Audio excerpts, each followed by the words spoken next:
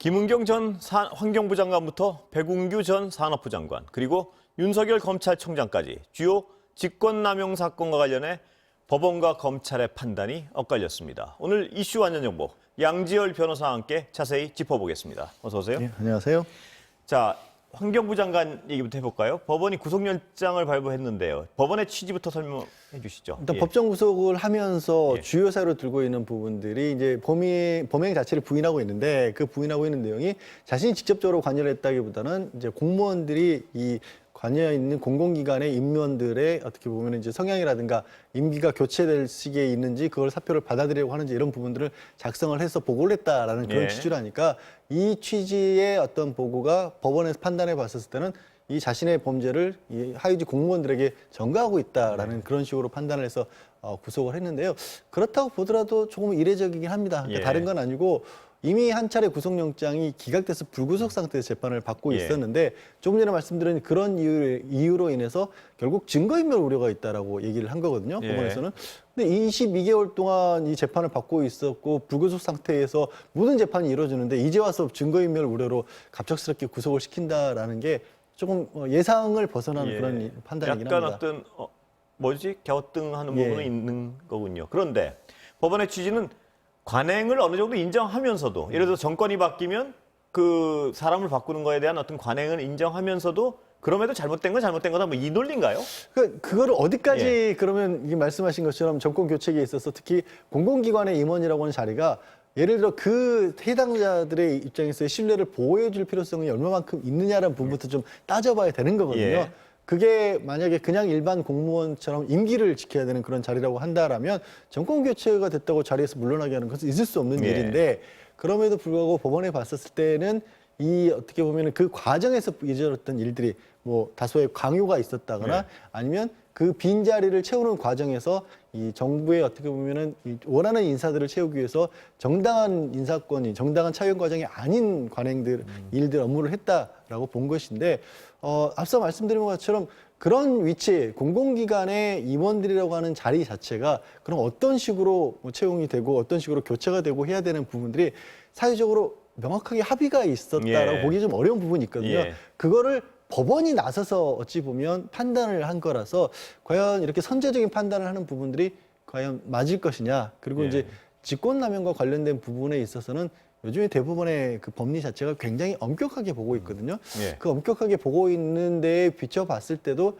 이번 1심의 김은경 전 장관에 대한 1심의 판결이 그 현재 직권남용의 법리의 틀에 맞을 것이냐, 이런 부분이 아마 항소심 대법원까지 좀 계속 논쟁이 되지 않을까 싶습니다. 논쟁거리가 분명히 있군요. 근데 그렇다면 법원의 논리는 정권이 바뀌어도 공공기관 임원은 갈면 안 된다는 건가요? 임기가 남았으면? 그렇게까지 또 보기는 어려워요. 예. 그거를 바뀌어야 된다는 부분 자체는 또 인정을 하고 있거든요. 예. 그러면서도 이거를 사표 제출을 요구한다거나 아니면 다른 이유를 들어서 좀 겁박을 한다든가 그렇게 해서는 안 된다는 건데, 그런 사표 제출 요구라든가 직접적인 또 겁박은 없었다라고 또 이 김은경 전 장관 측에서는 또 다투기도 했었고, 예. 실제로 15명의 대상자들 중에서 임기 이후까지 혹은 또 임기가 남았다는 이유로 자리에서 물러나지 않았던 사례들도 있거든요. 또 예. 그중에서는 먼저 스스로 당연히 뭐 이렇게 교체가 될 것이라고 생각하고 자리에서 떠났던 사람들도 있고, 그러니까 인식 자체가 굉장히 달랐던 거거든요. 여러 사람의 경우에 있어서도. 예.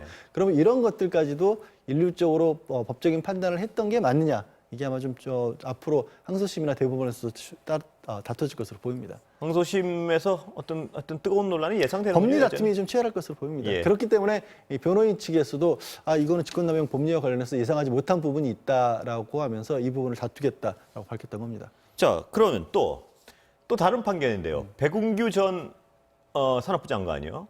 여기도 월성원전 관련해서 구속영장이 기각됐습니다. 예. 여기 논리는 뭔가요? 여기 같은 경우에는 일단 혐의는 그런 겁니다. 월성원전의 경제성 평가를 낮게 해서 즉각 중단하도록 만들었다라는 건데, 예. 그 과정에 장관이 지대 공무원들에게 어떻게 보면 그 권리를 방해해서 직권 남용을 했다는 건데, 그러면 이런 정책을 결정할 수 있을 때의 장관의 직권이 어느 정도까지 되는 거고, 그럼 어디까지 관여를 했을 때 남용이 되는지. 예.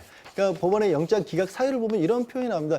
직권남용이라고 하는 거는요, 우리 일반적인 범죄처럼 남의 물건을 훔친다, 이거는 설명하지 않아도 이게 딱 구체적으로 오지 않습니까? 그런데 직권남용은 각각의 경우에 뭐가 직권이고 이 사안에 있어서 예. 어떤 걸 남용했다라고 하는 것인지가 명백하게 증명이 돼야 되는데 잘 소명이 안 됐다. 그게 어디까지가 직권인지도 예. 모호하고 또 뭘 그걸 남용했다는 뭐 건지도 어디까지가 또 남용인지도 예. 모호하고 예. 또 그래서 직권 남용이 어려운 거거든요. 예. 그래서 그런 논리로 보면 과연 정책과 조금까지- 경찰의 어떤 과정을 예. 직권남용으로 걸기 시작하면 그게 굉장히 어려워지는 게 예. 정책을 결정해야 된다는 이유가 예. 왜 그 말 자체가 나올까요?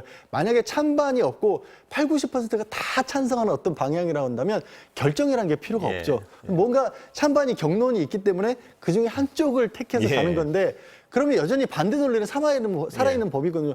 이걸 반대하는 쪽에서 봤을 때는 저거 잘못된 결정이라고 계속해서 얘기를 하는데 그 논리를 들고 와서 만약에 법적으로 수사를 하게 되면 모든 것들에 문제가 있는 것처럼 비출 수도 그렇습니다. 있거든요. 그래서 예. 이 부분 역시도 물론 이제 수사 초기고 재판 초기이긴 합니다만 계속해서 좀 다툼의 여지가 많아 예. 보입니다. 이 경우는 하여튼 법원이 직권남용을 좀 폭넓게 좁게 해석했군요. 좁게 봤습니다. 예.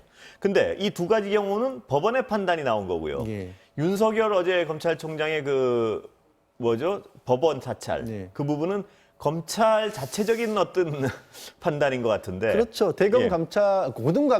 감찰부에서 고등검찰청 감찰부에서 이 부분이 법적으로 문제가 되느냐를 살펴본 건데요. 예. 사실 이거는 무혐의 처분을 했다라고 하는 부분은 당연히 예상은 그렇게 했죠. 예. 왜 그러냐면 이게 처음 논란이 됐었을 때 법무부에서 이게 징계 사유를 삼았을 때 대검찰청의 입장은 뭐였냐면 자 이거는 우리가 판사들에 대해서 공판 중심지를 하기 위해서 재판에 어떤 판사가 나오는지를 알아서 거기에 공판에 나서는 검사들이 참고하기 위한 자료로 만든 예. 것이다라고 아예 공식적으로 이게 필요한 거라고 인정을 했거든요. 예.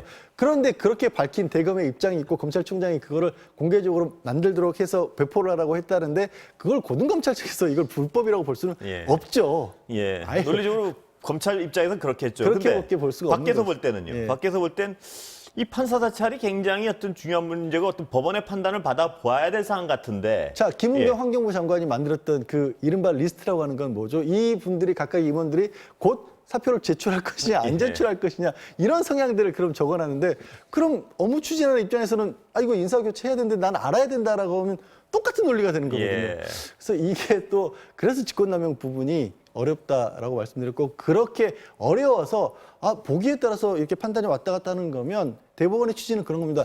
보는 사람에 따라서 법적으로 문제가 될 수도 있고 안 될 수 있다라고 한다면 이건 무죄라는 게 맞다라는 예. 거죠.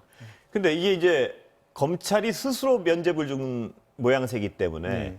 뭐 항상 늘 문제가 되었지만 이게 어떤 법적 판단은 나중에 미루더라도요. 이게 법원의 판단이 아니고 검찰 스스로 면죄부를 준 이런 케이스의 경우 검찰은 스스로 언제든 면죄부를 줄 수 있는 상황. 이렇기 때문에 공수처 수사 대상이다 뭐 이런 얘기도 나오는 것 같은데 어떻게 보세요? 예. 그래서 이거 자체 뭐 나중에 더 추가적으로 어떤 사안들이 있었고 공수처에서 법리 판단을 해봤을 때 분명히 문제가 있다라면 공수처가 수사를 할 수도 있는 건데 그보다는 사실 더 큰 의미는 지금 현재 이 부분은 징계 사유가 되느냐가 행정법원에서 다투지고 있거든요. 예. 그러니까 징계 사유로서 다투지고 있는 부분과 형사처벌의 대상이 되느냐는 별개로 겹친 부분이 아예 없지는 별개로 봐야 되기 때문에 행정법원의 어떤 판단을 기다려보는 게 낫지 않을까 싶습니다. 예, 오늘 여기까지 듣겠습니다. 예, 감사합니다. 고맙습니다.